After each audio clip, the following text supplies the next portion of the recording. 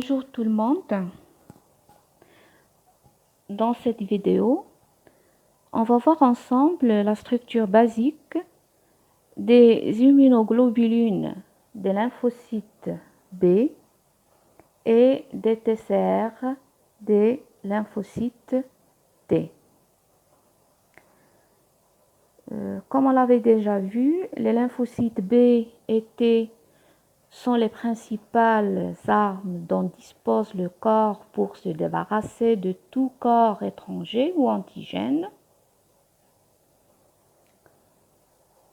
La maturation des lymphocytes B et lymphocytes T consiste à une acquisition de l'immunocompétence grâce à la synthèse de récepteurs membranaires. Dans le cas des lymphocytes B, ils produisent des immunoglobulines qui sont soit sous forme membranaire, qui sont appelés les BCR, ou bien sous forme soluble, on les appelle les anticorps.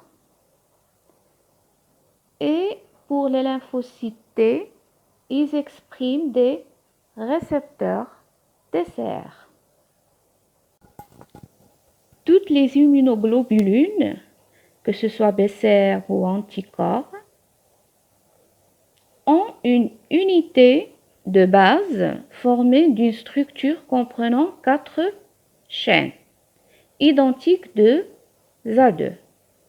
On voit ici 2 chaînes lourdes et identiques et 2 chaînes légères.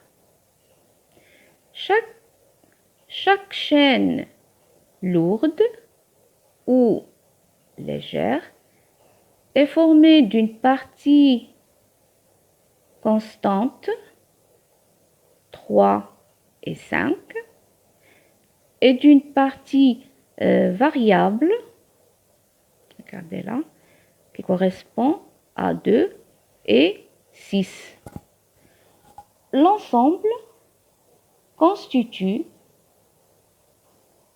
une structure en forme de Y.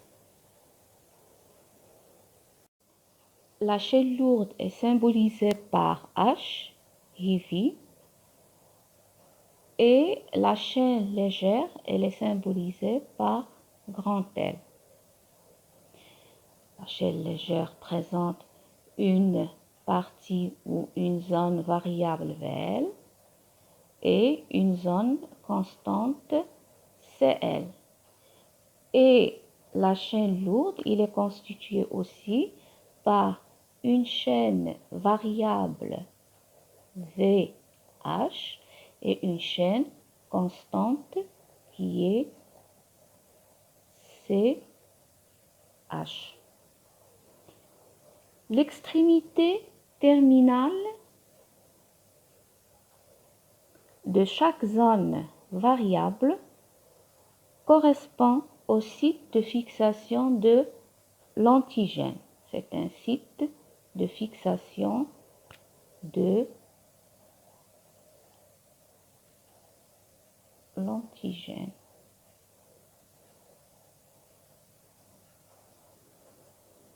Qui se relie à l'épitope qui lui correspond. C'est quoi l'épitope? L'épitope, c'est toute partie d'une molécule pouvant stimuler la production des anticorps.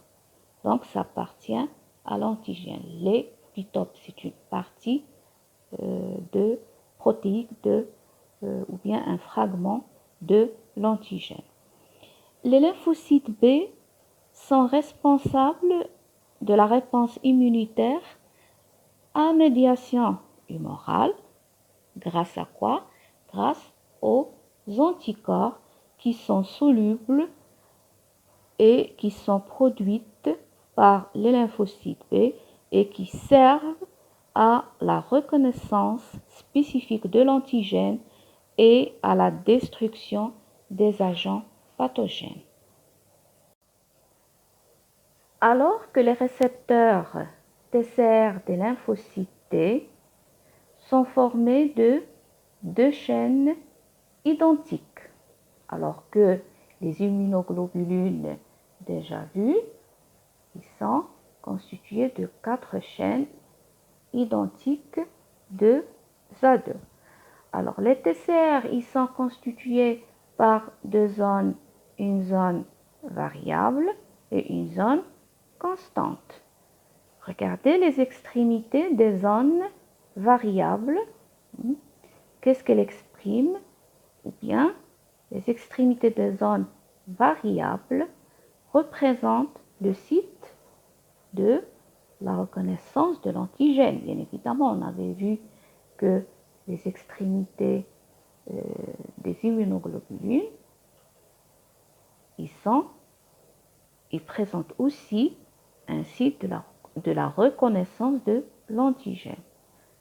Même chose pour les TCR, ils présentent les zones ou bien la zone de reconnaissance de l'antigène. C'est un site de reconnaissance qui présente deux sites de fixation. Un site de fixation de l'épitope, de l'antigène, et un site pour la fixation des molécules du complexe majeur d'histocompatibilité exprimé par les CPA. À savoir que ces notions de CMH et de CPA ont été déjà signalées dans la vidéo 2. Voilà donc la structure des immunoglobulines, que ce soit BCR, des récepteurs membranaires ou bien les anticorps. Chez les lymphocytes,